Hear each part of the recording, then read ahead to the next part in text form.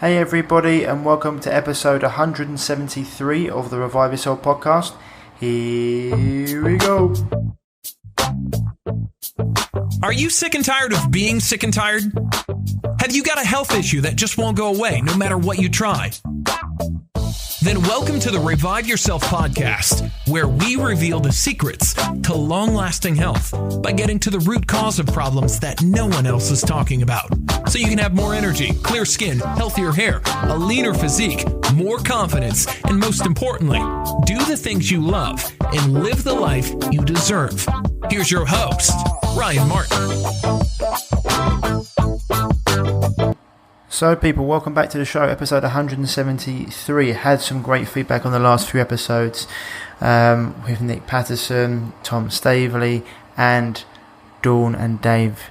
Dawn Lester and David Parker, I should say, and yeah, lots of you are loving the information that's been shared by them, and I'm not surprised, because it just it lifts the veil of just lies that's been talked so many times from the medical industry about what's true and what's not, and today is going to be an episode exactly like that, as we're going to dive into religion with my good friend Warren Williams, and we're going to be talking about Warren's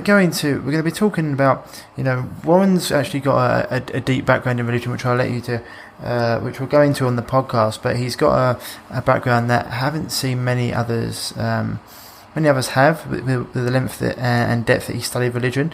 We're going into the two different forms of religion, the benefits of religion, why religion can only take you so far, why different religions concentrate on what they don't have in common rather than what they do, the 7 stages of consciousness, why most translations of religious books have been taken out of context, why religion fears questions, and also we go into Warren's theory on how the pyramids were built, and a lot more. So, we've got lots to cover when it comes to this topic, which we'll get into very shortly.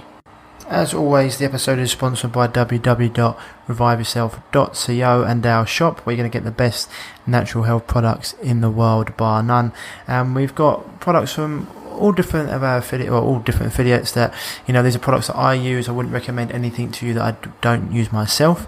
And for example, from Evolution Organics, we've got Living Fuel, which is the best all-round product on the market, bar none. If you're looking for just a one-stop shop, this product, 2 scoops of it is the equivalent of $260 worth of organic produce. It can't be beaten on the market. Then we've got liver cleansers in the form of milk thistle and liver support from Nature's Answer. We've got all your immune boosting nootropic mushrooms from Four Sigmatic. We've got clean soaps from Dr. Bronner's. If you want to have we get liquid soap and hard soap, handheld soap as well. Extremely clean, free of any of the nasties, parabens, SLSs, SLESs, etc. All very, very clean. And then we move on to Finchley Clinic. We've got extremely good gut healing products, as well as a product I love for my skin, which is the oxygenated olive oil. Oxygenated. It's actually a top product. You can find that under the Finchley Clinic banner. Then we move down to Ancient Purity, which this time of year for the winter, those of you in the winter months, the vitamin C and vitamin D, the liposomal versions are fantastic. When it comes to absorbing, you absorb it straight in the mouth, and you actually absorb more from the liposomal version. Vitamin C and vitamin D3, high quality. The vitamin C is actually made in Scotland, not the Chinese rubbish. I shouldn't really say that, but the Chinese rubbish that you can get in other places. It can be full of fillers, binders, and toxins. So extremely high quality vitamin C and vitamin D from Ancient Purity. Then we've got the Royal Jelly that I absolutely love. I have it in my morning tea. It's what Bruce Lee used to drink, mixed with ginseng as well, full of amino acids and other, once again, muscle building, immune boosting properties, and the pearl powder, which you can have internally. It's a secret of the Orient. You can actually put it on your skin topically to get rid of any rashes, blemishes, etc. It really will help with that. Or you can have it internally, where it's got a plethora of health benefits, including enhancing sexual performance and it's a sexual stimulant. Then if we go into, actually forgot there, the Volvic minerals. If you're looking, the soils today are so depleted, it's important you get your minerals in your body, and the Volvic minerals from Atrium Purity, add that to your morning tonic. It's a fantastic thing to do, just giving your body the minerals it needs at a deeper cellular level. Then if we move into Biooptimizers, they've got the best, in my opinion, enzymes on the market. Their mass enzymes they work by either helping you digest food, or you can have them on their own on an empty stomach, and it help you clear debris. So anyone's dealing with gut issues, I always talk about working with someone. If your gut issues have been going on for longer than 3 months, and you really want to work with someone to get to the root cause of the issue, because you're going to probably need to heal and seal your gut as well as repopulate it. But otherwise, if you've just been having a little bit of flatulence, a little bit of bloating, etc., then these enzymes are fantastic for helping you to digest food, along with the HCl. It'll help you bolster your hydrochloric acid in your gut. Remember, most people over the age of 30, 35, they start to lose their digestive fires, so their enzymes and the HCl work extremely well. And in the probiotics, they've got their best probiotics for digesting protein on the market, bar none. If you haven't listened to my interview with Wade, Lightheart, the CEO of Biooptimizers, I suggest you do so. And they also said a very, very good product called Gluten Guardian that helps your body break down the molecules in gluten, which cause a lot of people problems. So if you're going to go out and you don't want to be having a few drinks, or have some pasta or some bread rolls, and you don't want to have the after effects of eating gluten, then this is a fantastic product that you can take with you.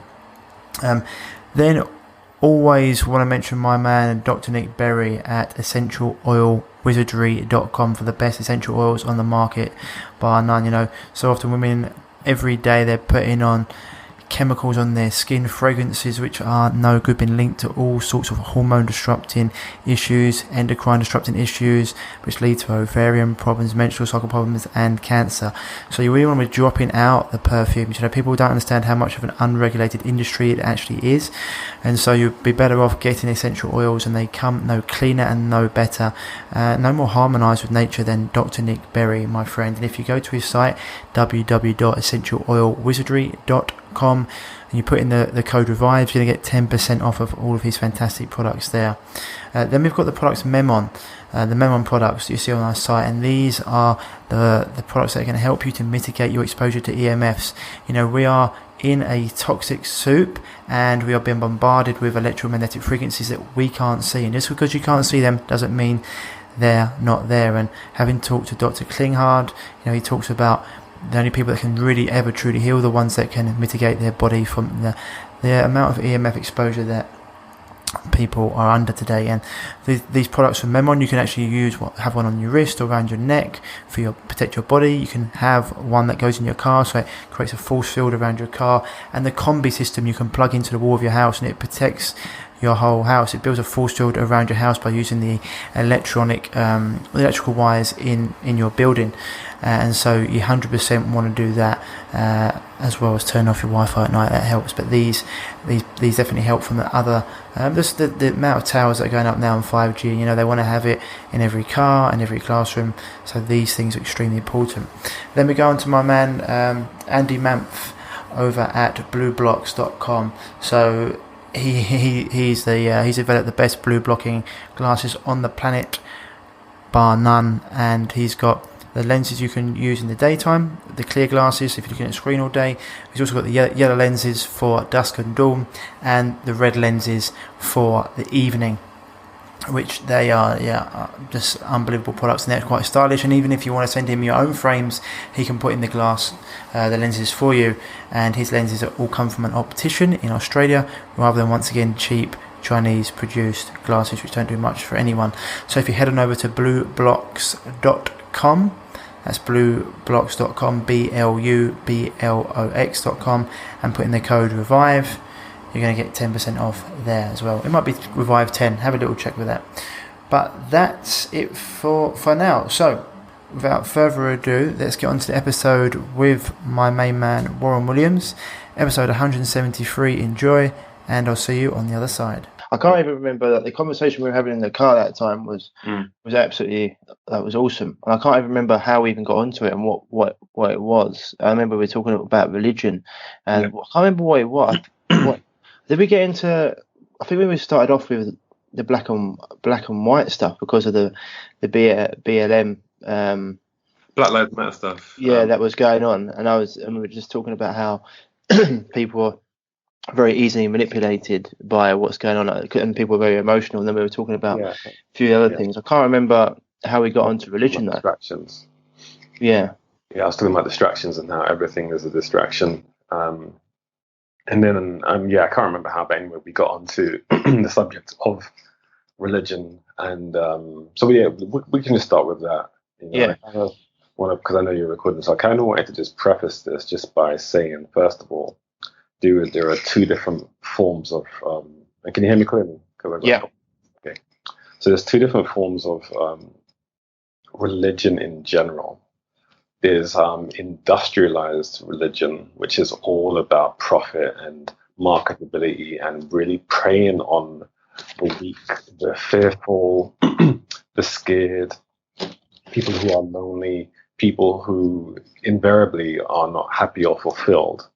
And you see that when you see a lot of, especially in Nigeria as an example, there's a lot of poverty, especially in places like that, there's a lot of poverty. And you see the pastors over there that are multi-millionaires, but their church, their parishioners, as they call them, are in poverty. And it's like, how the heck is that balanced out? I mean, the guy who has the biggest church in the world is in Nigeria, and his church is the size of it's either 2 or 3 football pitches. And he drives around in a car, like a bulletproof car that's laminated with gold. And he's teaching to his parishioners about finding God and contributing money to the church, but yet he's a multi-millionaire and they're poor. So that itself is not what religion really should be about, and that's industrialized religion. And most of the religion that people follow today is industrialized religion. And then the second type of religion in general is kind of like what we call the spiritual religion. And in that, it's more about trying to really focus on finding your connection to what you class as God, the universe, source. And, because obviously a lot of what I'm going to say now is going to rubbish religion. What comes next is I'm going to rip it to pieces because it just doesn't stand the test of time. So I want to kind of just preface this by acknowledging that there are benefits to religion in general. Right? People that are in religion for the right reasons, they're doing it because they're trying to be better and trying to find the higher purpose or the higher calling as to why they have the life that they have. And those sort of people that are seeking the answers are really focused on the spiritual form of religion, not in religion just to make money, not in religion just to share responsibility, but in the religion to kind of find themselves and to find a higher calling. So one of my spiritual masters used to say to us years ago, if someone's religious and and they're trying to find purpose in life, don't just take their religion away. Help them to be the best Christian, Muslim, or Jew that they can be. And invariably, if someone is truly honest, and they don't have a religious bias, because all dogmas create religious bias. If they don't have a religious bias, they will realize that their religion can only take them so far. And that's the truth of it. All religions can only take you so far, because if you stay in the religion, everything that you speak about has to confirm the religion itself. So people don't get to truly ask real open questions, because all their questions have to validate their own belief system as to why they have that belief in the first place. So I kind of wanted just to say that, just to kind of start with. Just before you get onto that, though, Warren, just because people out there, just want to talk about, because this is something that I've had Nick Patterson on. He's really good. He's got a website there called john8.net. He talks about, he was part of the church, and he said he left the church behind long ago because what you said, like the industrial religion. He said he loves the Bible, he reads it, and he takes it as inspiration. But he says is he doesn't anything to do with the church, and so they don't teach the Bible properly, and they don't take for inspiration. They use it, as you said, it's fear-based and etc. And there's other things that we go into with him. He's really good, and talking about it, using the Bible as it pertains to our laws today, because a lot of our laws are written on the Bible, even though King James, but we'll go into why that wasn't the first. But also, for people out there, just your background into this, because I remember when we talked before, I was actually really taken back by the lengths that you've actually gone to learn this, because you've done. Obviously, I went to a Catholic school, so I said I've done religious studies for the first, I'd say, 11, 14 years of my life. I did it, but different ways again, deep into it. I learned what I was taught. But you went to was it the school? You actually learned the Quran as well in Arabic. So can you just let people just know a little bit more about that, just so they can understand where you're coming from? Yeah. So I was for 10 years. I was part of a spiritual school, and like you can't find it online, so you can Google the school because they don't. It's invitation only. And I'm not even going to say the name of the school because they're a very secretive school. They're off the grid. They are truly esoteric, not exoteric, and I'll explain that in a minute. But yeah, so I studied with them, and part of our studies was religion, because we had to study the problem that created the disillusion or disconnect between us and truth. And so we studied Christianity. We had to basically act as Christians, pray to God and Jesus, and we had to study the Bible, but we didn't study the Bible in English. We had to study in its Latin text, because there's so much disharmony in translation, because you cannot adequately translate from English to Arabic. You have to translate it from English to Latin, from Latin to Hebrew to Arabic. So we had to study that mechanism, and we had to study what the words were behind the English that gave the true meanings. And so we studied that for about 2 or 3 years, really just going through the Bible, but not the way religious people do. We didn't, like, as an example, Christians invariably read the New Testament, and they very, very rarely read the Old Testament. Jews will focus on the Old Testament, and they don't really read the New Testament. They will focus on a book called the Talmud. The Talmud is their second book that supports Judaism. And then even Islam, they would study the Quran, and secondarily the Old Testament. They don't really read the New Testament. So we studied Christianity, about every single book from the Old Testament to the New Testament. So we did that for about 3 years, and then studied Islam again for about another 2 or 3 years, but studying not just the Hadith, which means tales of men, which are almost like the Quran's or the Islam's version of the New Testament, which is the Hadith. So they have the Quran, and then they have Hadith, whereas Christianity have the Old Testament, which they don't really read, and then the New Testament. Islam has the Quran and Hadith. So we studied the Quran. We didn't really study Hadith, because the Hadith are stories from men, accounts from men that were supposed to have been around the Prophet Muhammad at the time, but have never been proven. We studied it in ancient Arabic, and the ancient form of Arabic is called classical Arabic, which is called Fusha. And that was the classical language of the Quran. So we studied the Quran, so I actually had to learn Arabic. And so we could read in Arabic. So we'd study that for about 3 years. And then we studied Hebraism, or Hebrew, well, something called Amharic, which is a specific form of Hebrew. And we had to study that so we could understand the context of the language and what the names truly meant. So we studied that, and then after that we would get into the esoteric stuff. So we get into what we call right knowledge, and right knowledge is truth outside of religion without parameters or boundaries.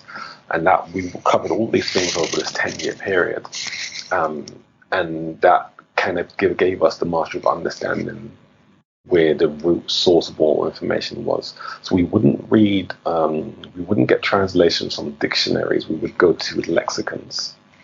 And the lexicon gives you the true definition of what words truly mean. So that's kind of like the background. Right. And so, that meant that, obviously you probably read these, because a lot of times you hear translations, but you say gets lost in translation because there's no true translation from, for example, Arabic to English without going through Latin. So a lot of these things. So what when you said before, like the Jews typically read this version and or this part, they the Talmud, and then the Old Testament. Christians or Catholics read the New Testament and not the Old, and then Muslims have their book that they read, the Quran, and you said the Old Testament. Why would they do that? Is that just because it fits in with their story? Yeah, because if you were to look at the Bible as a whole book, there's no real reference to Jesus in the Old Testament.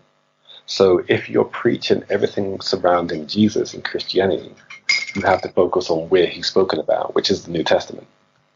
It's the same with Islam. If your whole focus of your religion is based around Prophet Muhammad, the Old Testament does mention Prophet Muhammad once, but most people don't know that. But it's only once. So you have to reference books that speak about Prophet Muhammad, which is the Quran. So you focus on that. So the point here is that all these religions have one fixated belief system based upon one particular man. With Judaism, it's all about Abraham. Abraham's not spoken about in the New Testament, so focus on the Old Testament because that's where it's spoken about. Christianity is focused on Jesus, and Islam, is focused on Muhammad. So all the books are focused on one man. And that just tells you straight away there's a problem, because there has been more than one man or woman in all of these holy books, but yet the focus has only ever been on one particular person in each of those holy books. So my main issue to start with everything is that the problem with religions is that they focus on the what they don't have in common with other religions rather than what they do have in common. Mm-hmm. Islam for Muhammad, Judaism for Abraham, and Christianity for Jesus. So when I was going from a spiritual school, we would call. But even if you go back as far as like Egypt with Horus, right? There's always someone that they worship. Yeah, I mean, it's a little bit different in Egyptology because Ra is the most powerful god. Ra, yeah, Lord one, yeah. Ra. And Horus was Horus is part of the original Trinity. Horus, Isis, and Osiris. And that's where Christianity gets their Trinity from. But we'll get to that in a bit, because that's where the confusion is for Christianity when it comes to their whole denominational system. But yeah, the older religions don't tend to have one particular god, because you got Shiva, Brahma, and Krishna in Hinduism, but that's still a Trinity. There's no specific figurehead there. But when they do have let me actually correct that. When they do have a figurehead, it's more of a Most High. In the three major religions of the Western world, Christianity, Islam, Judaism, their focus isn't on a Most High. Their focus is on a man or a prophet, and that's the problem. Their worship is directed to a man, whereas the older religions, their worship is more directed toward a deity, and that is the difference between the older religions and the newer religions. Right, but they all take from. I mean, it's no coincidence that when you go back as far as you can, there's always like a Trinity in there, and so when it comes to that, there's. I mean, just for people out there, what does that? Why do they have a Trinity? What does that refer to? Well, I mean, the Trinity is obviously relating back to numerology, the power of three. And when we look at the laws of the universe, everything is number three governs the universe, because we can't think outside of the number three when it comes to reality. Persons, places, and things is what humanity as a construct thinks within.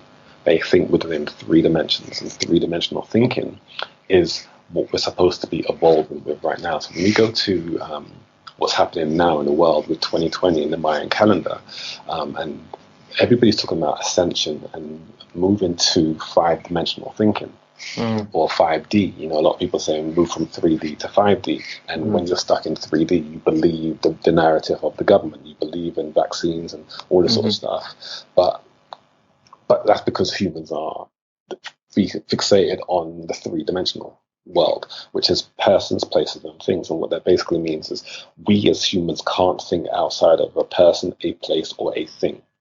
And if you try it, it's like, what? Okay. You say space, that's a thing. Time, everything is three-dimensional.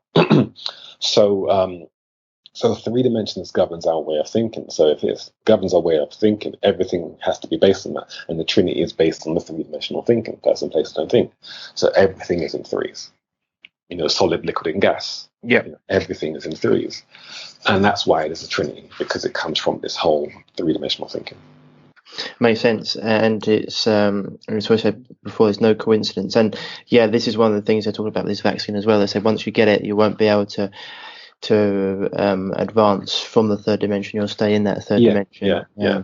And so even when because we'll get into that, but people talk about the mark of the beast for vaccine, and they talk about that, right? And that's religion as well. Yeah, that's religion as well. Well, this is the thing though, because a lot of people with religion, they don't they say questions like, they say things like, if there was a God on this earth, how could he let children get cancer, or how could this happen?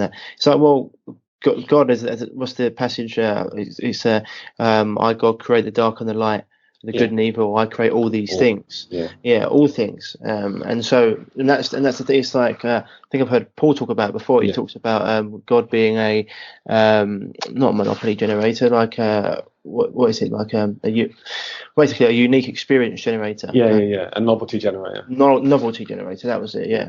And so but this is where I see, it's hard for me, because there's certain things for religion I think are good in terms of if you use it as inspirational. I think there's 4 different ways of taking religion, right? I think the first one is the lowest form, which is literal.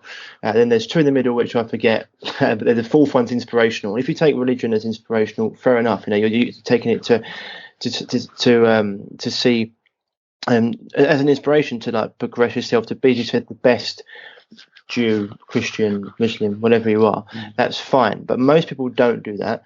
They use it as fear based. You do these things or you're going to go and burn in hell. Where and lots of it doesn't make sense. It's very contradictory, hypocritic. And people that question it, they get chucked out of church, or they get chucked out of their studies, which is and this is the thing when it comes to religion, because I think it does have some good things, but then it also has some things which if you take them literally, which a lot of people do. This is my problem, like with, say, this is the thing right now. People talk about, we can go into like to Islam and the Quran, because nowadays there's not Christians going around killing people in the name of Jesus that used to happen. Where we've gone behind. What's that? That used to happen a lot. It used to happen a lot, 100%. We've gone past that. The West has gone past that, but unfortunately, certain religions are still stuck in. Because it's not even the religion; it's how they take them literally. And as I said before, you take certain readings and you listen to certain people, imams and things like that. When it comes to Islam, take things the wrong way, or people can be brainwashed, then it's just like that they haven't gone through that revolution yet, where we're going, we just don't do that anymore in Christian. That's just not seen as in today's world. You don't do that. But certain religions, for example, Islam, you can't draw cartoons about it. Yeah, and there's certain things you can't. So this is the issue you have for people taking things literally rather than inspirationally, and how it can lead to radicalism, which you said before. We've had it in other religions in the past. We've gone past that now. This is the one that's still probably there, and this is why it gets say a bad rep for a lot of people. And if you question it in today's world, it's weird one. That the left have gone crazy. Like if you question things that religions do, then you're a racist. And if you don't, you let them just like get away with some of the things that some of these religions claim to allow, or people follow that. It's you've got a better understanding because you can read it in Arabic. Whereas something that said like they're allowed to take whatever their hand possesses, or the way they treat women and stuff like that. Yeah, Islam, and if you've got people out there taking that as gospel, and then they literally take it as gospel, taking it as truth, then that becomes an issue, because they start to live basically going backwards in development. It's like living back in the past, or even just not understanding how the book's been taken. Because when I spoke to you before, you said that's actually not how it's not actually what it says in the Quran. Yeah. But if you listen to translations from that into English, then that's how it is taken. So this is the thing. It's like, this is the thing. A lot of religions, certain religions. I mean, there's still a lot that goes on Judaism and Christianity and the Catholic Church that is horrific. It gets brushed under the carpet, but it's not seen. But in terms of people, killing people, beheading people in the name of Jesus Christ, it's not happening anymore. Whereas, you did have the Crusades, and we did have that. Whereas now, excuse me, if it happens, it generally happens you hear someone being beheaded in the name of Allah, shouting Ali Akbar or whatever it is before. And so this is, and so this is where the problem we have with Islam still is that it's behind, but it still means that, I mean, that's probably something to do with maybe their society and how they sort of still have a different. They're still behind, I think, in terms of in certain laws, etc. Would you agree with that? Say that last bit. They're sort of still behind the Western world in their laws in terms of like humanity, etc. In terms of certain things. That's why they still have these laws, or they see women as secondary citizens, for example. Yeah. Okay, so let's get specific and talk about the problems with Islam, because obviously right now people will probably just think we're just having an opinion about our perspective on religion. But okay, so first of all, and I'm going to go through a few different things. I'm talking about the 7 stages of consciousness and the magical mythic forms of consciousness as to why we think the way we think and why we buy into religion in general. Yeah. Okay, so let's first of all look at the. So I'm not going to go through all 7 stages of consciousness because it's not relevant for this topic. But basically, we all have an ability to go through 7 stages of consciousness. And at the first point of existence on this planet, we go through what's called the loss of freedom. The loss of freedom stage is when you are no longer soul, which means you're everywhere. You are now in a human body. And because you're in a human body, you have a loss of freedom because now you're stuck in one place. And also you have a loss of freedom because you can't move. You're a child. You can't get up and say, no, I'm going to go outside for a run. I want to clear my head. You can't do that. So you're at the first stage of existence on the physical plane, which is the loss of freedom stage. So you are now at a point where you are no longer everywhere. You are somewhere. The soul is caught in the body in essential terms. Okay.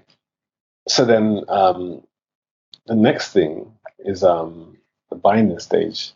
I just want to make sure I still got you. Sorry guys, the line just dropped quickly there, so it had to just cut, and then I got Warren back on the line. So here he is again, and we'll get back into it. You know where you're at. Cool. Yeah, okay, so we were talking about we're going to start by talking about the 7 stages of consciousness, because this is what binds everybody to a level of thinking. So we were first talking about the loss of freedom stage, which is where the soul is caught in the body, essentially. So when you're in the lost stage of consciousness, which is the loss of freedom, the child cannot go anywhere at once, so it's stuck in the physical body. So that's called the loss of freedom stage. It's dependent on its mother and father to bring it food. So it truly has no freedom. Like if you're hungry, you can get up and go to the fridge. A child can't do that. So it's at the loss of freedom stage, where the soul is caught in the body. And then the second stage, which is more relevant to religion, is what we call the binding stage. And the binding stage is when the child needs to be programmed. So a child is taught what to think, as we know, not how to think. And a lot of this is dictated through 3 things: social programming, parental programming, and then religious programming. And the religion is always the overtone for every type of thinking. So even if the mother and father aren't practicing Christians, if they're in a Christian country, they have a Christian mindset. Even if they don't go to church, they still think, oh my God. They still think in a Christian way. They still think us and them. They still think division. They still think Jesus Christ. They have religious overtones that are Christian based because they're in a Christian society, even if they're not practicing Christian. So that is programmed into the child. And then the child grows up with the same Christian viewpoint. Now, the way we see it, when you look at like I know friends, I'm sure you do too, who their parents are Christian. And what does the child grow up? Christian. The parent does not give the child an opportunity to decide what religion they want. They don't say, oh, Timothy, when you grow up, you can decide what religion you want, what church, what synagogue you go to. No, you are a Christian. And if you're a Seventh-day Adventist, your parents are Seventh-day Adventists, and so on. So you get indoctrinated into this way of thinking until you get to a certain age where you can decide to push the religion away or not. But many people who are not brave enough to challenge their belief systems stay in a religion for their whole life until they die. And when they grow up, they teach their children to also become religious, but also Christians. So your program, the conditioned bias and belief and dogma that you have been taught by your parents that you don't even know is right or wrong, you then teach to your children. And that's the problem with religion in general. There's not enough a challenge to religion to know it's true. Prove it to yourself is not happening. It's not happening. And one of my spiritual masters, said years ago, you can't defend the Bible because it can't defend itself. And if you truly challenge the religion, you will realize there's too much holes, and we'll get into that in a minute. There's just too much holes in religion. But the point here is that whenever you're programmed into a religious system, in general, people don't challenge the religious system. They accept it as truth and then teach that to their children, and then their children to their children. So you get a participation effect without challenge. And that's what's the problem with religion, and that's the binding effect. But eventually, after the binding stage, you go to the centering stage. I'm only going to go to two more because the rest are very, very spiritual. They're not really relevant to the religious topic. But the centering stage is typically what happens at the age of 21, where you start to reject your prior programming, if you're aware. Not everybody gets to that point. So the centering stage is where the ego completes it. Centerance. Yeah, centering, as in being in the center. Centering. Yeah, centering. Yeah. So this is where the ego completes its growth, because, normally the ego formalizes at the age of 3. Whenever you learn to say no, when you realize that there's a separation between you and your parents, that's when the ego starts to formalize at 3 years old normally. But it completes its growth at 21.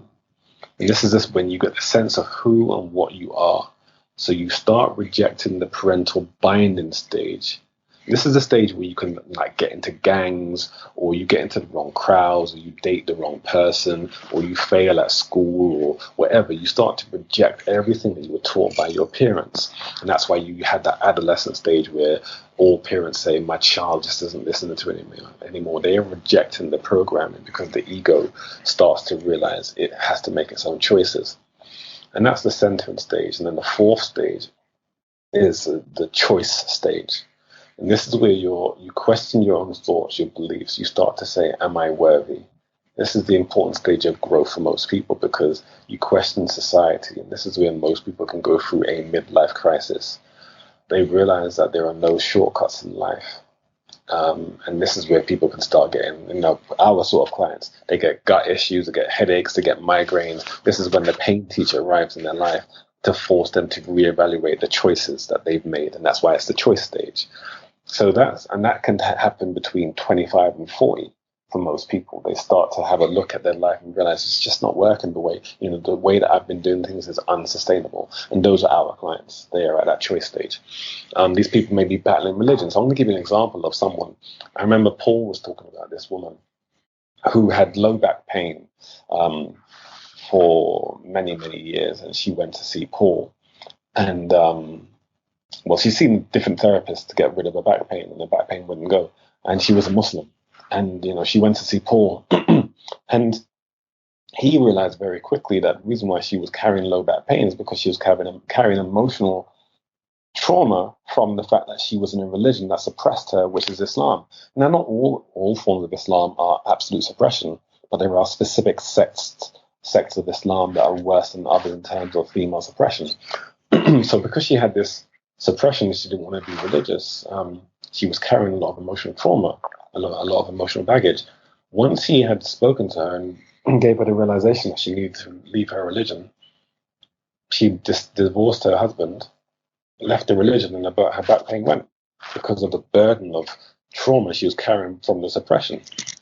So we know there's a lot of people that, as in another example, Paul talks about how when he gets clients that come to him with cancer, 8 out of every 10 people that come to him with cancer are Christians. And they typically have cancer of the sex organs. Sexual expression, yeah. Yeah, sexual frustration. because now they're in their the part of their religious program is when you get married, it's till death do you part. Supposing you don't even like the woman or man anymore, and you got to stay with them, and you got to have sex. That's going to have an effect on your sex organs, and that's why he sees that 8 out of 10 of the people that have cancer of the sex organs are Christian. Now, that's not coincidence. Coincidence happens twice. Coincident means it happens twice. It's 10 times, 8 out of every 10 times. So we know there's a lot of people that are carrying the burden of being in a religious program that they feel they can't leave because God in the Bible tells them if you leave, you will die. So going back to your point of a lot of the problems with fear as part of the religious program is people being told that they cannot leave their religion or they will die, or cannot get a divorce or they will die.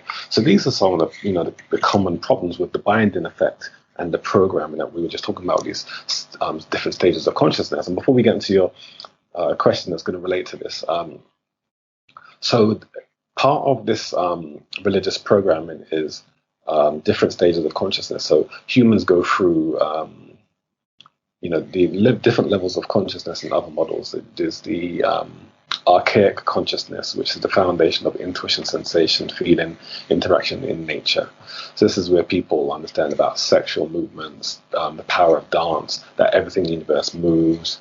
This is where you realize that you have to have experiences rather than just thinking. And then you get to magic consciousness, which is the worship of ears, air, animals. You realize that you have a brain, you have a mind. You start to worship fire, plant medicines, the ocean, the waves, so all the things in nature. And then eventually you get to the mythic consciousness. Mythic consciousness is where we start to communicate, we start to worship religion. And this is where, the mythic, of myth and mystery and wonder comes about. And at that stage, that's when you gravitate to something that you feel is higher than humanity, and you start to be driven into finding some purpose or some God in heaven. And that's where people gravitate to religion, when they have their, what they call it, born again. When they have this spiritual awakening or whatever. Spiritual awakening. Yeah. That's when you get to the mythic stage of consciousness. So, and this is where the ego is trying to find meaning and purpose. So those are the things that kind of drive people to religion, other than the parental and religious programming that's been forced into people that people never question.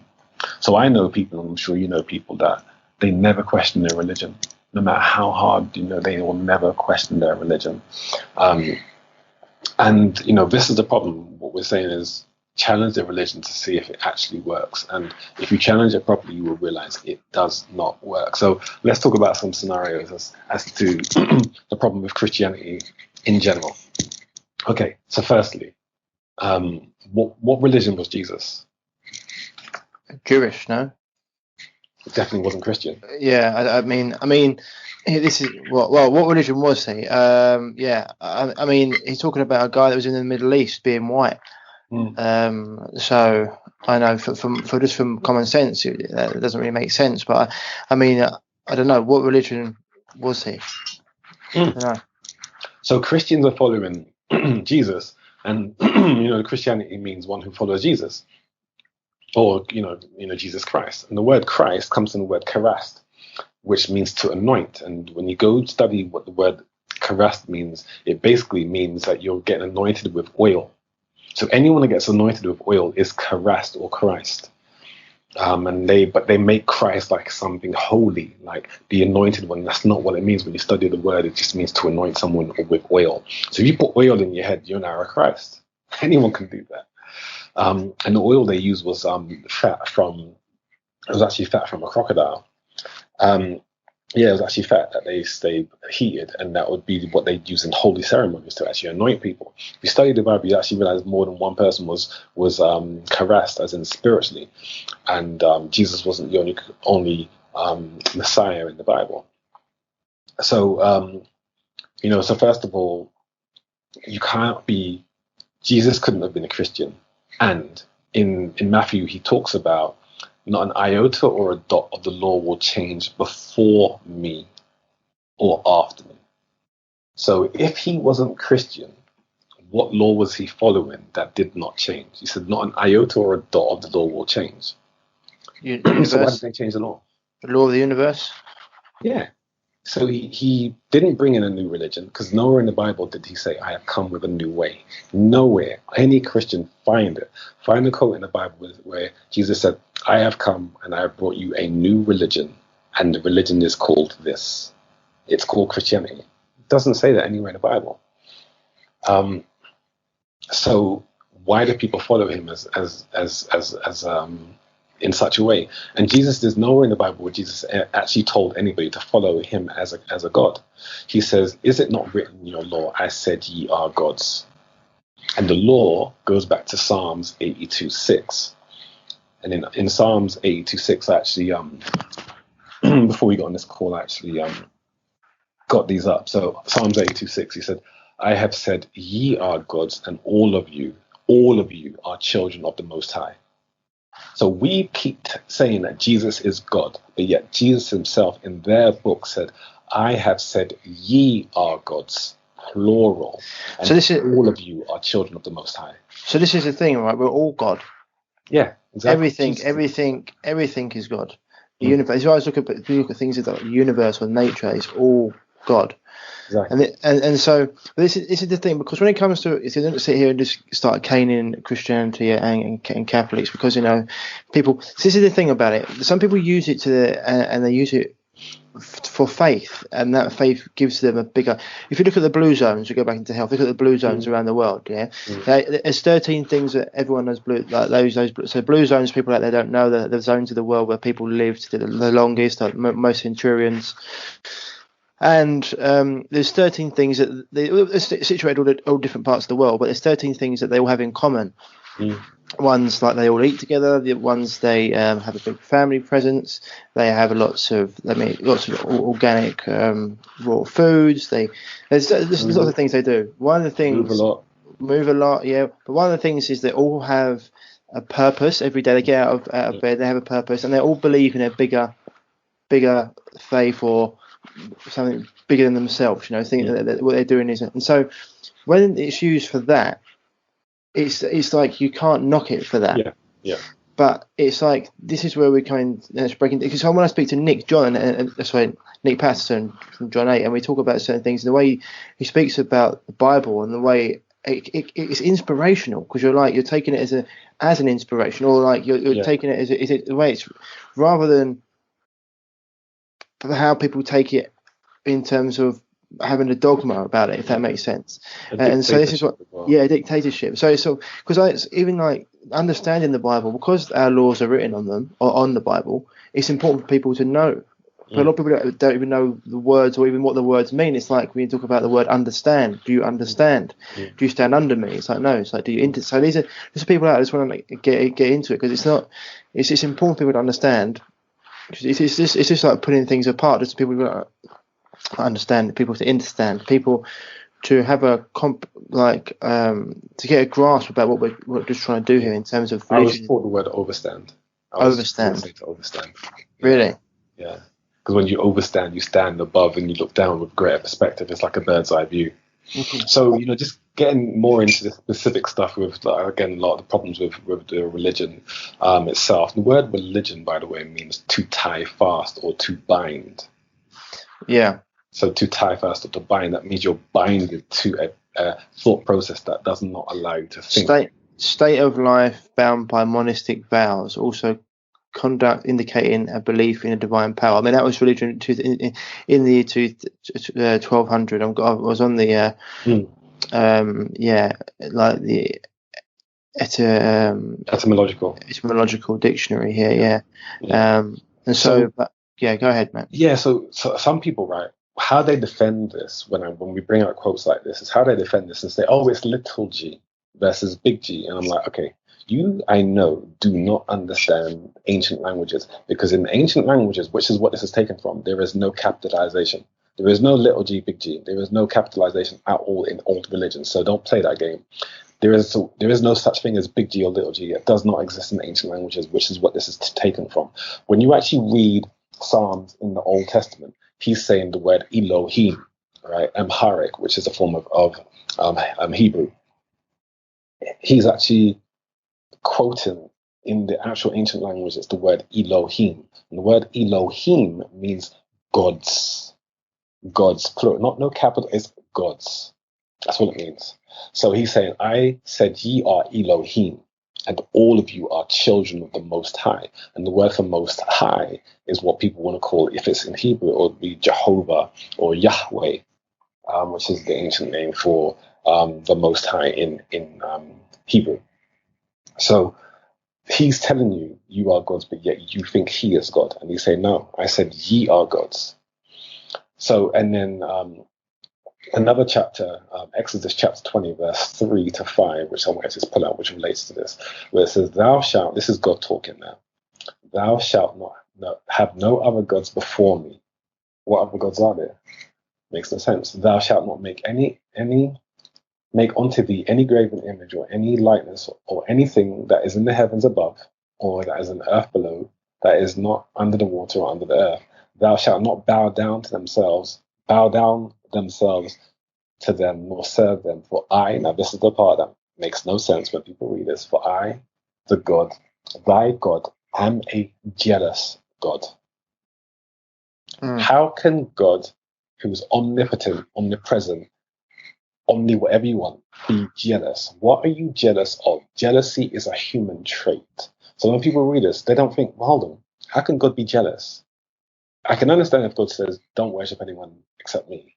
But then to say I'm jealous, that means it's like I'm like me or you, we're walking down the road and someone looks at our girl, we're like, don't look at my girl. That's a human trait. So he's saying, I am a jealous God. That's a human trait. So what this is showing you that the people that are writing these books are not God. Another thing that's really interesting to that point, in the Old Testament, they say that Moses received the books of the Bible and that it was his books. That's a lie. And that Moses wrote a lot of the Old Testament. That's a lie. Because at the end of it, it says, and he died. Who wrote and he died if he's dead? But they say Moses wrote it. So what, Moses died and then wrote it? It makes no sense. Another thing, they say that God knows everything. God is everywhere. God knows everything. So everybody knows the story of Adam and Eve. And Adam and Eve were in the garden, and they had a tree in the garden. And then God said, don't eat of the tree. Don't eat of the apple of the tree, or you'll be taken out of the garden. So Adam eats, Eve eats the apple or whatever. And then God comes down to the garden. This is the story. God comes down to the Garden of Eden in the cool of the day, it says. It's like, why does it have to say in the cool of the day? Like, what is to avoid skin cancer? So it came in the cool of the day. And then he says, he asks Adam and Eve, where are you? How and why is God asking you, where are you in the garden he created? So you're hiding behind a tree he created in the garden. He doesn't know where you are. So he calls out to Adam and Eve, where are you in the garden? How? That makes no sense. Another thing, in the Bible, it says the sun rises and sets. The sun does not rise and set. It only appears to if you're on earth. If God's in heaven, God would know that. So it's like this is written through the inspiration of God. So how does God not know the sun rises and sets? It makes no sense. And then another part of the Bible, right? Genesis chapter 6, verse 1 down to 6, right? When people talk about God and they have no clue what's actually going on in the Bible, right? And it came to pass when man began to multiply on the face of the earth and daughters were born unto them, that the sons of God, now let's hear that and relate that to Jesus for a moment, because Jesus is supposed to be the Son of God, singular, but only Son of God. But yet here it says that the sons of God. So first of all, that's the first question. How the heck are the other sons of God? I thought Jesus was only the only Son of God. So the sons of God saw the daughters of men that they were fair, which means beautiful. And they took them wives, all of what they chose. Took. I want them to understand that. And the Lord said, my spirit shall not strive with man, for he is also flesh, yet his days shall be 120. What that's basically saying is no man will live more than 120 years. Right, now, verse 4, there were giants in the earth in those days. Giants, that's interesting. There were giants in the earth in those days. And also after that, so it's separation. And also after that, when the sons of God came into the daughters of men, which means obviously had sex, and they bare children to them, the same became mighty men, which were of old, the men of renown. So who are they? So there are a set of gods that came down to earth and had sex with women and bore children, who became the mighty men of old, the men of renown.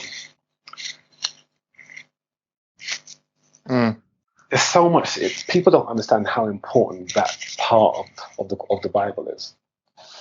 And it's telling you that sons of God, that there were multiples of them, and that they had sex with women, and that there were giants who also were a separate group who also had sex with women. Now, when you read it in the Old Testament and you read the ancient text, it actually doesn't say God. It says the sons of the Elohim, and Elohim means those beings, or the pluralization of God.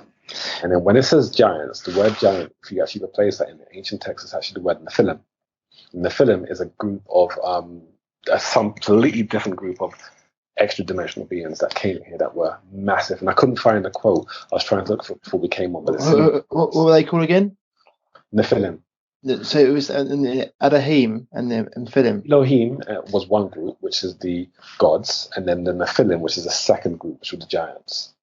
Right, and then the Nephilim were the ones you said extraterrestrial. Yeah, they are what people call, what's his name? Zachariah Stitchin, when he talks about the Anakites. Anakites, yeah. Yeah, so that's them. They are the giants that were in the earth in those days. Yeah, there was another quote, and I couldn't find it because I couldn't remember the quote, but it's in Numbers when they actually talk about how these men were so big that humans were like grasshoppers to them in size. So they were talking about 30 plus feet tall. So this isn't, if people say, oh, it's rubbish, I'm like, this is your book. This is what your book says. So it makes sense when you see some of the buildings with the doors that are ridiculously high and the roofs, cathedrals that are really high. Yeah. People say, well, why would they build it so high? It's like when you look at some of these things, how tall people were, and it's hard for people to even fathom. But if you go into, I think I saw something on Gaia about this once, and I was like, it sort of makes sense. Quite like some of these cathedrals, things like that, buildings. But this is all sort of like the lost history. Or I don't know, Graham Hancock might have something to say about it. But yeah, Greg Braden as well. Yeah, and so it's interesting. This is that's the Bible. What about the I mean, you've got parts of the Quran, I'm guessing, the Talmud as well, that don't make sense. Yeah, so like in the Quran, especially in Islam, the word, okay, let's just talk about the word Muslim first of all, because this is the whole foundation of their religion. The word Muslim, they say the word Muslim means one who submits. That's an absolute lie. It does not mean one who submits. Fortunately, I was able to learn enough Islam and study with masters that actually knew this. So the word salam means peace, because people say assalamu alaikum, which means I greet you in the name of peace, or greetings unto you, or greetings and salutations, however people translate it. But the true breakdown of assalamu alaikum means peace and blessings unto you. But salam means peace. And the word mu means one who is. And then salam means peace. So the word mu salam is Muslim. When you break it down, mu and salam are the two words that are bound together to become the word Muslim. So the word Muslim actually means one who is of peace. That's not defined by religion. You could be a doctor and be a Muslim because you're a peaceful doctor. You could be a farmer and you're a peaceful farmer. It just means one who is of peace. But they tell you, and if you speak to an imam who's actually studied the Quran, they'll actually say, yeah, you're actually right. It doesn't mean one who submits. But everybody else who hasn't studied it will say it means one who submits, because they're just regurgitating something they learned from somebody else. So that's the first thing, because they say you cannot be, and the reason why I bring that up is because they say you cannot be Muslim unless you pray, because to submit means to submit into prayer. And so that is the whole preface of their religion as to why they must pray 5 times a day to be Muslim, to be a good Muslim. But that's not correct. It just means you have to be a peaceful person. So you could never pray in your life and just be very peaceful and you'd be a Muslim by definition. Right? So the word Islam itself, which is the framework of the religion, the word Islam means a state of peace. A state of peace, because it's the word salam, Islam, state of peace. So Musalam, one of peace. So that's the first thing that a lot of them get wrong. And That's a big thing, right? Because Yeah. it changes the whole like premise around what they do and how they act and who they think they are. So a lot of the enlightened Muslims will tell you, whenever you see these fanaticals, they always say they're not Muslim, because that's not how Muslim conducts themselves. As you just said, you do not blow people up. That's not the way of Islam. That's not the way of peace. So straight away, and the thing is, I want to say this as well, is that the people that blow people up, they're a very small minority of Muslims. Most Muslims are not like that. It's maybe 5% of all Islam is like that. But some of the things that we're aware of in the Western world of Islam that people frown at is the subjugation of women. Now, there is nowhere in the Quran, Muslims, they can get angry when I say this, but just prove it. There's nowhere in the Quran where it states, not in the Hadith, forget Hadith, there's nowhere in the Quran where it states that women are second-class citizens. There's nowhere in the Quran where it states that a woman cannot get to heaven, because that's what they say in Islam, that a woman cannot get to heaven but through a man. There's nowhere in the Quran that it says that. There's nowhere in the Quran where it says Muhammad is the most important prophet. Nowhere in the Quran does it say that. There's only 3 times it actually mentions the name Muhammad by name in the whole Quran. Only 3 times. It actually states the word Jesus, or Isa, as they probably call him, or Abraham, or Ibrahim, as they call him. They mention their names, or Musa, which is Moses. They state their names far more in the Quran than Muhammad. And his name is only mentioned 3 times in the whole Quran. So there's nowhere in the Quran where it states that Muhammad is the greatest or most important prophet. Nowhere. So they have La ilaha illa Allah Muhammad Rasulullah, which means Allah is one and Muhammad is his prophet or his apostle, because they're putting Muhammad on the same line as Allah.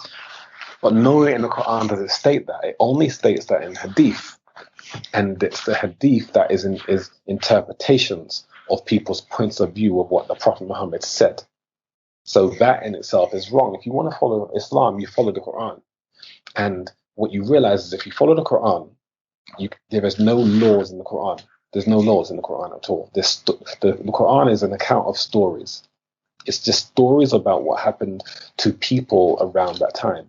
But there's nowhere in the Quran where it says, pray 5 times a day, and this is how you pray.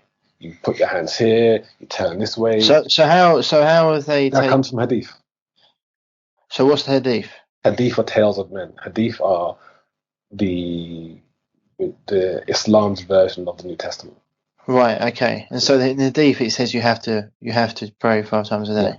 Hadith, it shows all that sort of stuff. So the New So is that Testament, not, so how? So just quickly, people out there, Muhammad and Allah. Muhammad is what, like their version of Jesus, and Yes. Allah's God. Yes. Right. And so why, you said the Hadith, why is the Hadith not as relevant as the Quran? Well, to them it is. But the problem with it is the same way how the New Testament is as relevant to Christians as the Old Testament. But the fact is that the Old Testament is the stories of prophets and apostles. So everything in the Old Testament was given to a prophet or an apostle. And the prophets or apostles are classed as being guided or anointed by God, chosen by God.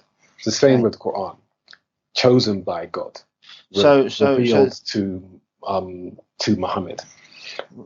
The New Testament, right? Matthew, Mark, Luke, and John were just politicians. Mm-hmm. They were just people that were hanging around. None of them were highly spiritual or blessed, but they are the books that people read.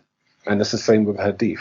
The Hadith were not given to spiritual prophets or apostles. They were just given to men, or written, I should say, accounts by men. And the thing is, the oldest, I know you want to ask questions, sorry.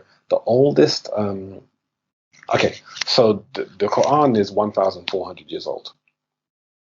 Right, so the closest book of the Hadith to that is written about 100 years after the death of Prophet Muhammad. So it doesn't account for the time when he was there, it only accounts after the time. And it's supposedly accounts written by men that were around in the time of the Prophet Muhammad, who witnessed him and observed him and wrote accounts of his life that are supposed to be truthful. But in Hadith, there are thousands upon thousands of Hadiths written by thousands of people.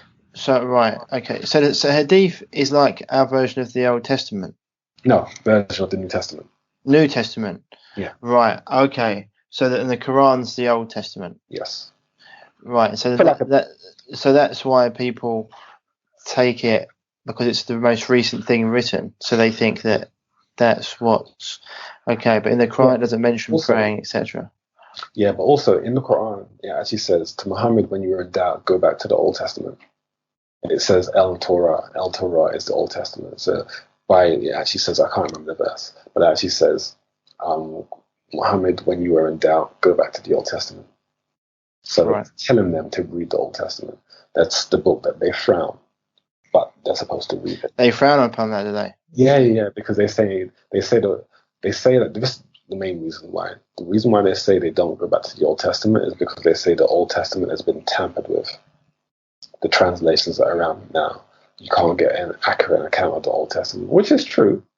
But they also say that the Quran cannot be tampered with, which is why they can read the Quran. Because the Quran is supposed to have every verse of the Quran, every ayat, as they call it, is protected by a numerical value. It's a perfect seal, like you cannot tamper with any line because it adds up to a certain number, and that way it can't be tampered with. But a Muslim scientist spent years studying the Quran and the mathematical equation, Muslim, and he proved that was incorrect. He proved that the Quran was tampered with and that the verses do not add up. I can't remember what the number is, but they don't add up to the number they're supposed to. And what happened? He was murdered. Well, I'm about to say, you could be up for the chop here, Warren, yourself. Yeah, but that's just the truth. He was murdered, So because what we're saying is because there's enough doubt in these religions, what we're asking people to do is challenge them, challenge whether or not they're truthful, and find out if they're not and see if it works for you.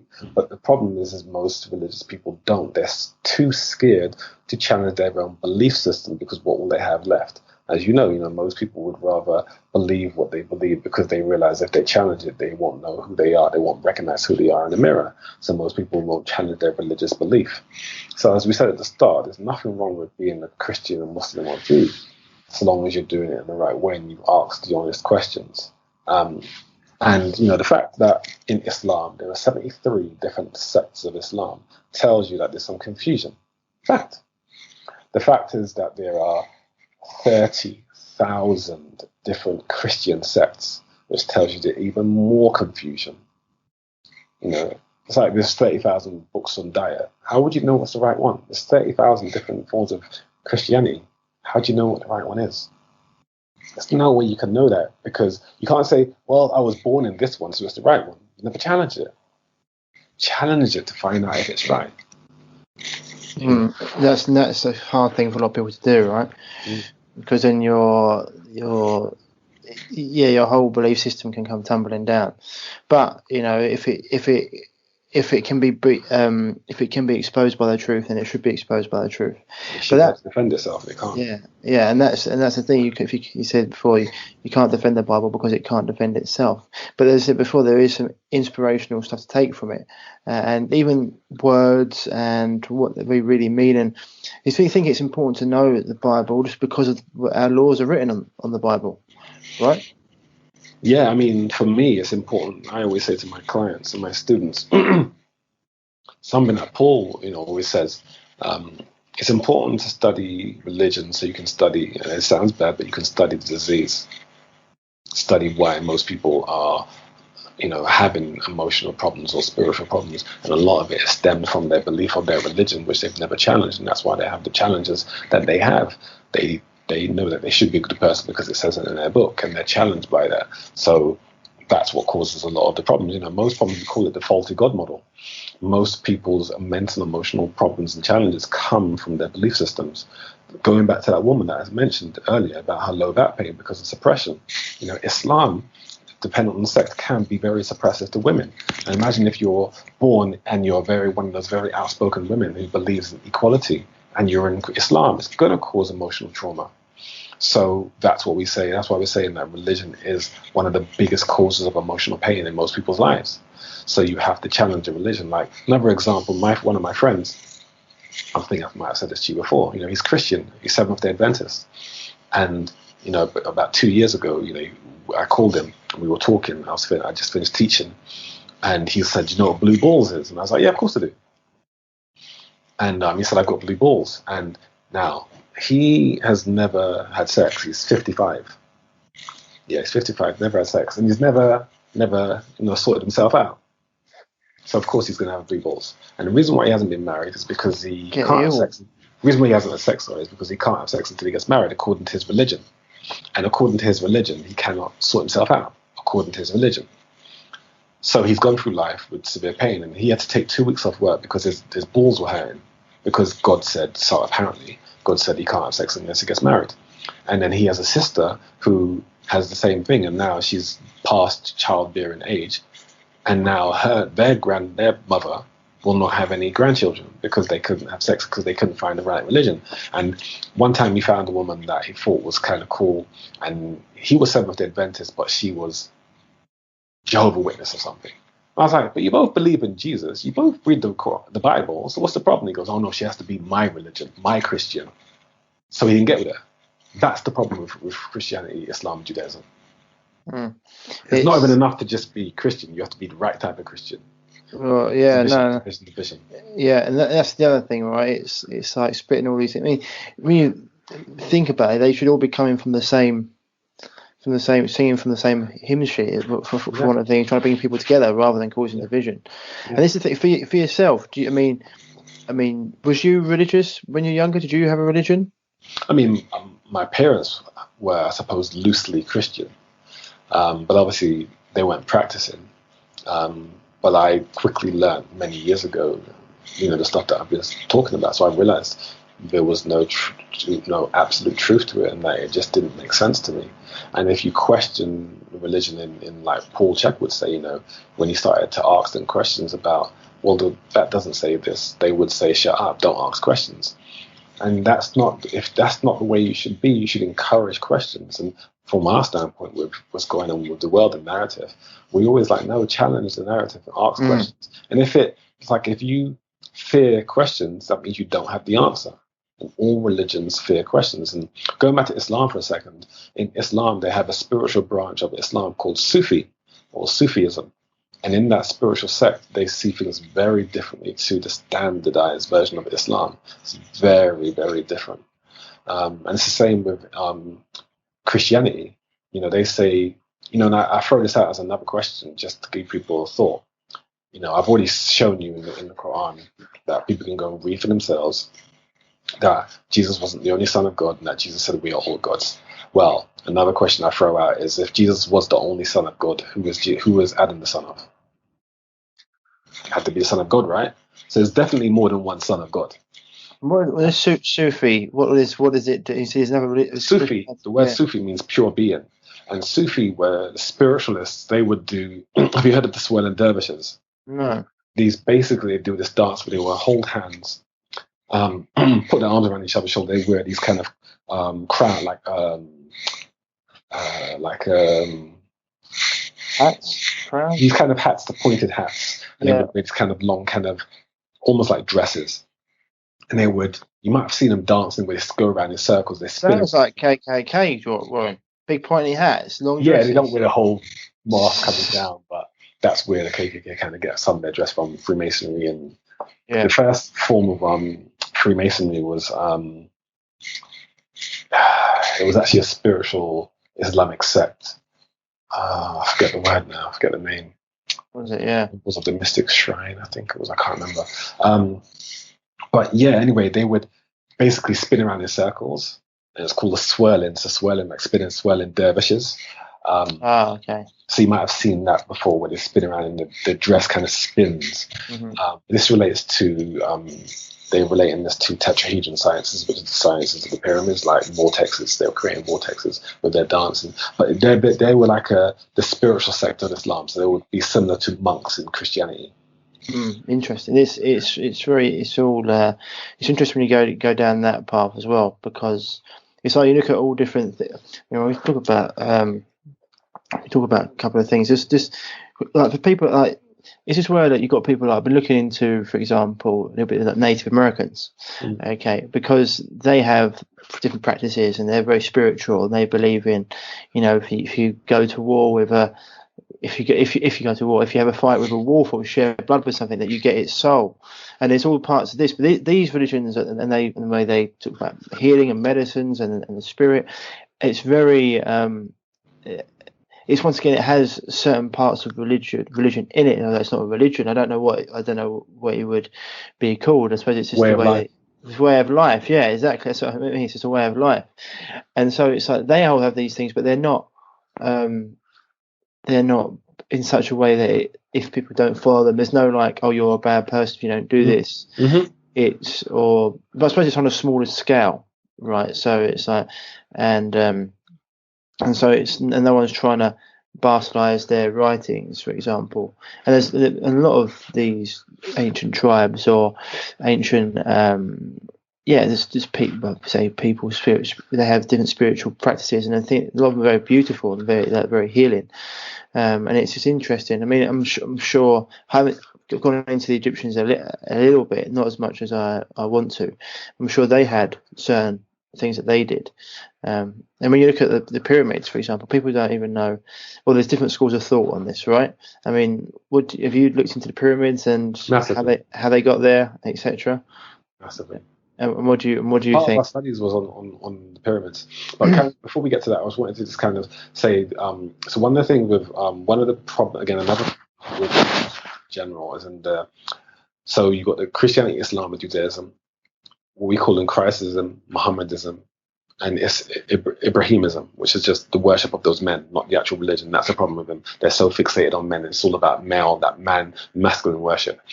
The massive problem with all these religions in general is exclusivity, which means, what I mean is similar to what you were just saying just now. If you're not a part of our sect, there's something wrong with you.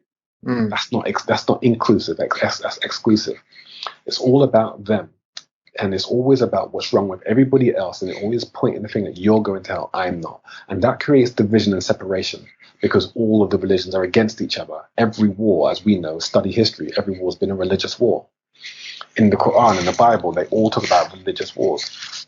So it doesn't bring people together. So if you follow religion and you focus only on your family, then you're never connecting to every other family. And as you said, in the ancient tribes, it's all about inclusion. Every time you go and sit with a Mayan or a Aztecian or anyone that's from the ancient schools, they always, Native Americans, whatever, they always bring you into their community. Because it's all a community base. It's all about a whole worldism, not a exclusivism, like you've got to be my religion or we shun you. And that's what's wrong. Another thing that's wrong with religions in general. It's separation, not connection. Well, I was just going to say the good.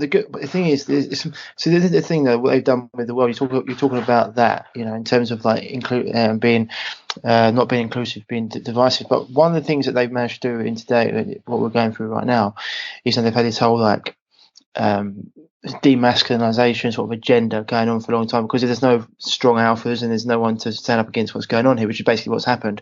And good points about religion were like a strong family unit, a strong male figurehead, and a strong female to take care of the family. And so there are good parts about, I think it was listening to Sam Harris and Jordan Peterson talk, and it was Douglas Murray was refereeing the discussion. And Jordan Peterson, Samuel Harris is very much like atheist. Jordan Peterson comes from the point of he gets the bad about religion, but there's also lots of good there in terms of a lot of knowledge and wisdom there. And Douglas Murray came out and said, I think we might be in the place now where we realise the only thing worse than religion is not having it, because of what's coming on the back of it, like all this transgender, like just making up nonsense, just and it's gone of like the actual Christian judicial religion or views of the world, because there is like having a strong family unit, getting rid of that, and then having like all single mums who are trying to be everything to everyone, they're ill and then you can't, so they just overworked, they can't. Then you've got all these children growing up without a mum and a father, and all these things. It gets expanded, and then it becomes like we're more broken up as a society, and therefore we're easier to control because people, the families aren't looking after each other. Back in the day, you look at films like The Godfather, for example, like their family unit was so strong that it was able to basically take. It was almost as powerful as the government, because you couldn't infiltrate that family unit. And that was built off the back of religion and taking things and building a family. So there's pros and cons to everything, and it's like sometimes I feel like that being lost is. I mean, you can have it without. This is the thing. It's like you can have that without it being all religious. But I think that we're losing a lot of the good as well as the bad. And that's a problem as well, I think. Yeah, basically, the Western religion is classed as the exoteric, which means the lesser mysteries, and spirituality, cosmicians, the ancient Egyptians, the Mayans, and Native Americans, they'd be classed as esoteric, which is the greater mysteries. And true knowledge and information comes from within. As we know, if you don't go within, you go without. And faith without works is meaningless. And so many of these religions are faith-based, and you have to have faith. Like whenever you don't know the answer to a question, always says, "Oh, you just have to have faith." But you're supposed to have faith with your soul, but you want to dissect and discern information when it comes to buying a house or a car or whatever. You want to know all the information. You will study that, but you won't need proof on your soul, but you'll need proof of everything else. So, religion needs to move into being evidence-based and experience-based. And the only way you can go for that is challenge everything, question everything, and see if it works. And if it works and it helps you to be a better person, then it's great. The problem is that's not being done. And that's what we need, is just for people to challenge the belief so they actually have awareness rather than just belief, because belief in itself is just trusting what you don't know and hoping that at the end of the day it's right. And that's not good enough. 100%. And it's when we look into, we're just going to get onto the pyramids. What have you found? Back to that, yeah. So, the scientists, I always say to people, look at where science is directing their energy. They spend millions a year trying to decipher and understand the pyramids. You don't see them going to cathedrals and spending money to try and figure out how did they build the cathedrals? How did they build the Vatican? They don't care about that because that's not great information. They spend, and one of my clients told me this, they spend more money a year on unlocking the secrets of the pyramids than they spend on the NASA space project. That's how much they want to know about the pyramids. So they know there's more than what they're letting on. That's why they're spending so much damn money there. So what they found is, and I think I might have said this to you before, but the pyramids are the heaviest structures on the planet by far. As in, when I say the pyramids, because people think there's only 3, there's hundreds of pyramids around the world. There's pyramids under the water. So the 3 pyramids of Giza are the heaviest structures on the planet. So to keep people context before I say how much they weigh. So the Twin Towers, before they were destroyed, the Twin Towers, you know how high they are, like a mile up or something. Thinking about how high they were, like a mile high, right? The Twin Towers together weighed something like 100,000 tons. And that's a lot. One of the pyramids, the pyramid Khufu, which is the biggest pyramid of the 3 in Egypt, right, weighs 5 million tons. So put it in the context, Twin Towers, 100,000 tons. And it's so much smaller. They must have been. Yeah, it's just those people. And the thing with that is what scientists have found out is that part of the world is the only part of the world that can support that weight. Nowhere else on the planet can support that weight except that area. So how the heck do they have that level of knowledge to know that that area could support 5 million tons? And it's not just 5 million tons, it's 5 million tons for one, and then the other two are about 3 million tons each. So nowhere in the world can support that weight except that area. So they had to have understood geometry at an advanced level that only scientists today have been able to figure out. That's the only area that can support that. Scientists also said that in order for them to build the pyramids in the time frame that they built them, because they're still guessing as to how long it took, but it'd have to be done in one person's lifetime. Right. So they said that because most of the slabs are between 2 to 20 tons slabs, and the rocks that they used to build the pyramids, none of them are anywhere near the vicinity. They said that they're like 100 miles away from the area, so they would travel 100 miles to get some of these rocks and bring them 100 miles back. I mean, without lorries and trucks and all this sort of stuff, so it's almost impossible to do it. And they said it would take something like 100,000 men, something like 20 years without sleep, just non-stop backwards and forwards to actually build them. So they said it's humanly impossible to build them. And because they don't want to deal with extraterrestrials, they're still trying to computate based on humans. And that's why they still haven't figured out how they were built. Because they just said, well, 100,000 people without sleep for 20 years, and they still would struggle to build the pyramids. So how do they do it without, construction trucks and all this sort of stuff? How do they do it? They used levitation. And it was guided by the extraterrestrials to build the pyramids. That's how it was built. As I say, you go through every scenario, whatever remains, however absurd, has to be the truth. And the fact that scientists have tried for years and years and years to figure out how humans could do it, and they still don't know, tells you it's not humans. Just take that out of the equation. It wasn't humans. It was levitation that was moving those massive 20-stone slabs from one place to the next, especially 100 miles away back. There's no way humans could do it. So what I was taught many years ago, it was extraterrestrial technology that built the pyramids. And the fact that the pyramids of Giza, I'm sure you're aware of this, the pyramids of Giza line up perfectly with pyramids of Mars tells you it's something relating to extraterrestrial technology. And also the pyramids in Egypt line up perfectly with Orion's belt. Yeah. And the word Orion, going back to religion for a minute, the word Orion comes from the word Orinos. And the word Orinos is Latin for heaven. So they basically connected heaven to heaven. And when it says, heaven on earth, Orion is heaven and Egypt is earth. That's heaven on earth, heaven and heaven. And if you look at the film Mission to Mars, they show you in that film that when man at the end went inside the pyramid, it transformed into a spaceship and it took him into Orion. And in ancient Egypt, the pharaohs, they had a shaft where their soul would travel, and it would point it directly to Orion because Orion is heaven.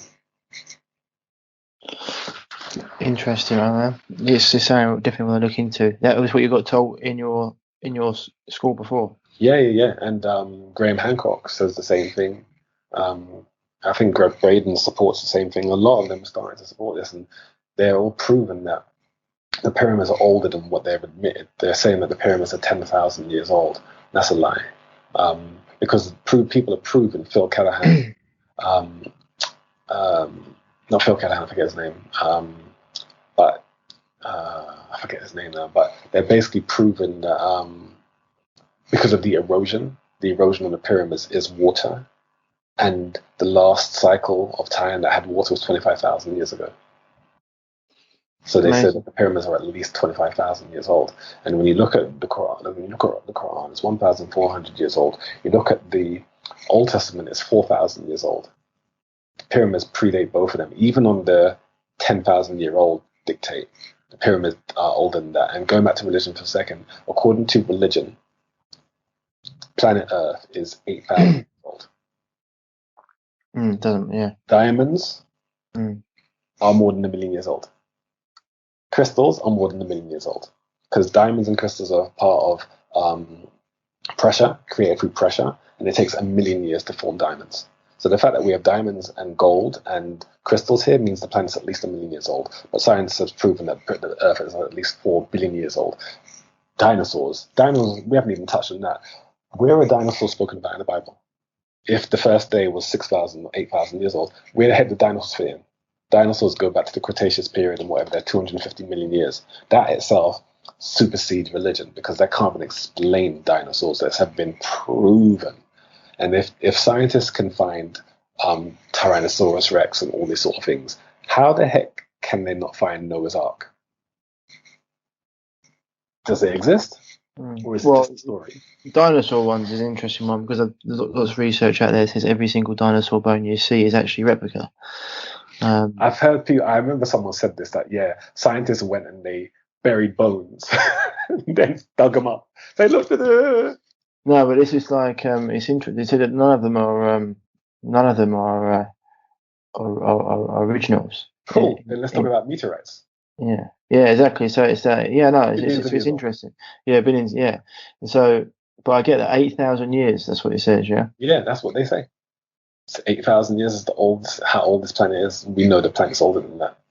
Continental drift proves it's older than that. Diamonds, gold, crystals all prove it's older than that.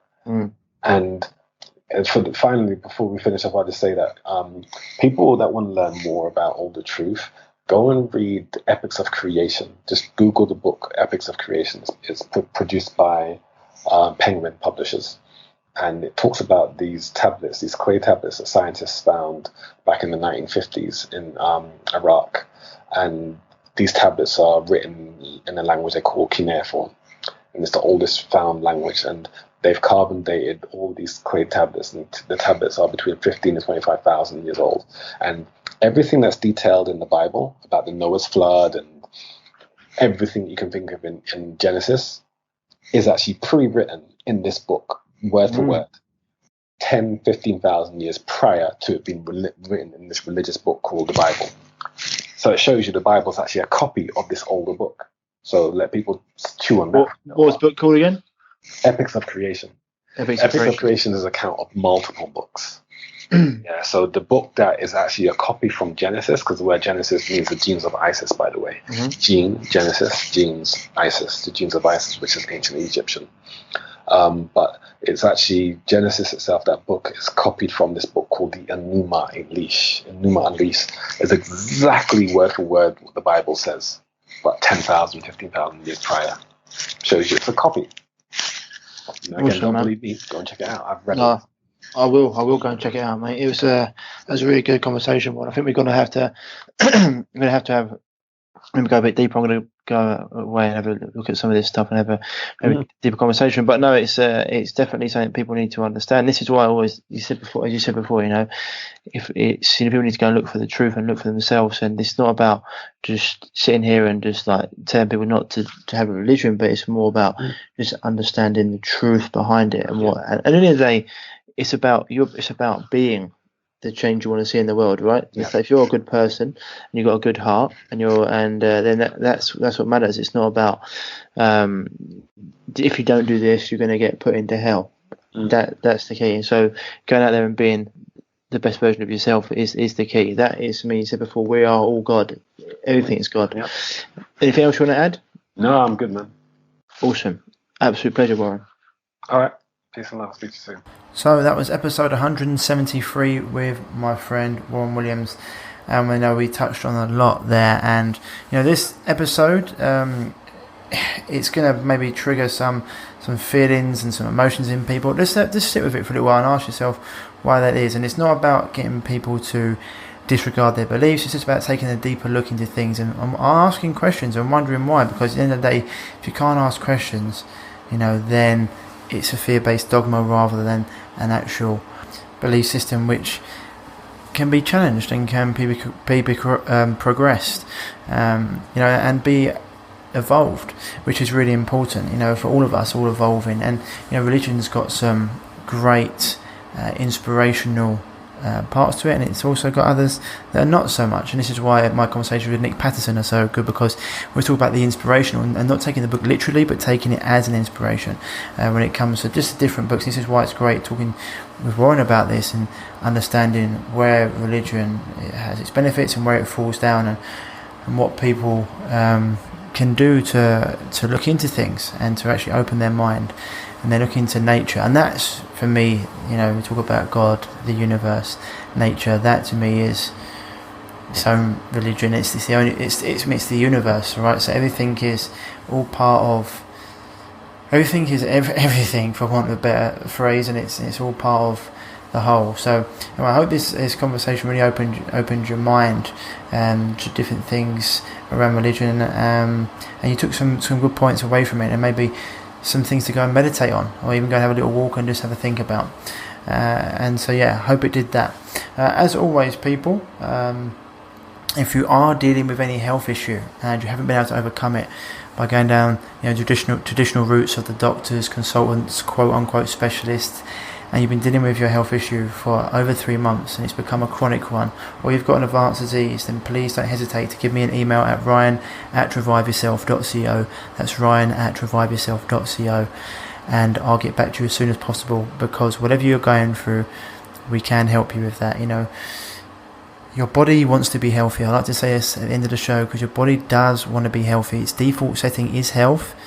We just have to get out of its way to allow it to heal, and to give it the right circumstances to heal. Remember, any disease or chronic illness can be healed by doing the opposite of what created it, and that means looking at what's gone into creating it in the first place, but then giving the body what it wants and needs, and we can do that. So we can definitely help with it. We've done it with over 6,000 people. I've been doing this 12 years, so if you do want help, then please don't hesitate to give me an email at ryan@reviveyourself.co, and I'll get back to you as soon as possible, and we can have a chat about how we can help you move forward out of your pain and frustration and start living the life that you want and deserve again. That's it for the show this week, people. I hope you enjoyed it, and as always, stay happy, stay healthy, and I'll speak to you soon. Bye-bye. If you're struggling with gut issues, such as gas, bloating, constipation, diarrhea, indigestion, heartburn, and want to finally be able to eat the foods you love without the crippling after effects, then don't forget to head over to reviveyourself.co and pick up your free copy of The Healing Health Paradigm today.